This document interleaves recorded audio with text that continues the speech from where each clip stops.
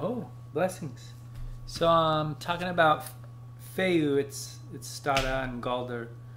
My runic power object is a piece of American bison skin.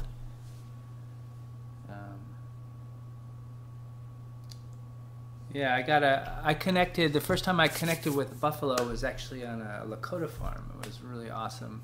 They had a mama and a baby, and when they'd play in their little area, it was just like, it was so powerful. It was so humbling, shall we say.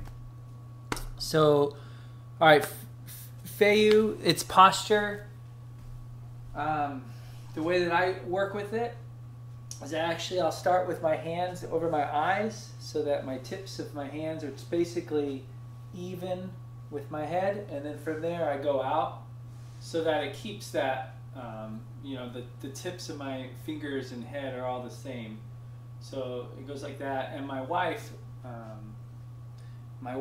which I kind of like too, is she'll work with it so it's like you start with your elbow against your side and then you just bend it up, and then you can do the same like this. It gives you that. And I've also seen people do it kind of like this, but energetically that doesn't feel good for me. Because Fehu, more so than anything for me, it's a sense of receptivity in a sense, because you're taking it in, you're taking the energy in, you're embodying it. It's also like it's the beginning rune. It's what starts the Futhark, and so that's important too. When we're thinking about its energy, like we're beginning that cycle, we're beginning this movement. So the Galdr, for me, the sound that I work with is this the F sound, which has a very unique sensation. And an effect on the body when we work with that, right? This is the sitting posture, basically.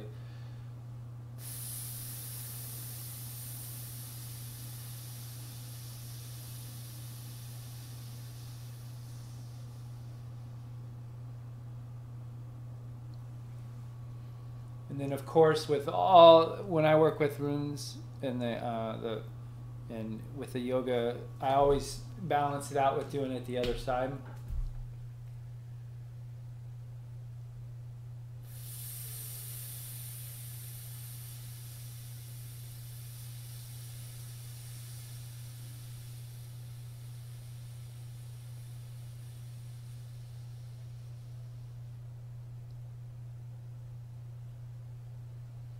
And so part of what that receptivity represents to me is just being open. And when we go through this process, this runic process, it's important to be open.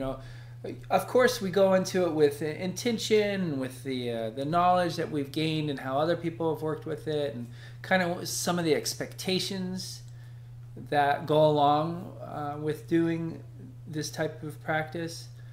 But also, there's this need to be receptive. Right, it's the siddhar part of the magical tradition of the North.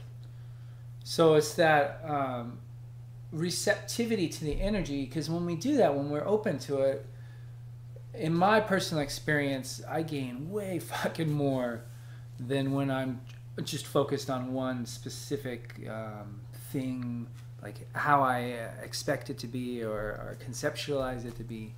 When we go into it with that, that's what we get, and it's powerful. Don't mistake me when I say that. It's definitely powerful to do that. It's just also powerful to be open as well. So like whenever I go into my ritual meditations, I have an intention. I'm going into it. I want to focus on Fehu and maybe just one aspect of Fehu. For instance, in inviting a sense of movable wealth, energy flowing, having that, inviting that, hell yeah, I want more and more money into my life. Yeah, come on. So maybe if that's my focus, right, then I can put energy in that direction. I can start to make that manifest in my life. At the same time, so, you know, I'd go into a Fehu meditation with that intention, but at the same time, I'm remaining open and receptive. Because what happens is, you know, all right, I worked with it, I sent that energy out. All of a sudden, Fehu opens up, and there's just so many other areas of my life. Like, one of the things I associate with Fehu is all the gifts that we have, that we carry with us all the time. You know, our minds and these bodies and the feelings and all that stuff is freaking wealth. You know, you could be the richest person in the world, have all the movable wealth that you can imagine, but if you don't fucking have happiness in your life, what the fuck, you know? That's insane. So, and that's truly, to me, that is truly some of our most, that's the movable wealth that I think of, the gifts and the joy and all that good stuff. So yeah, bring it all back, just be open, right? All right, blessings.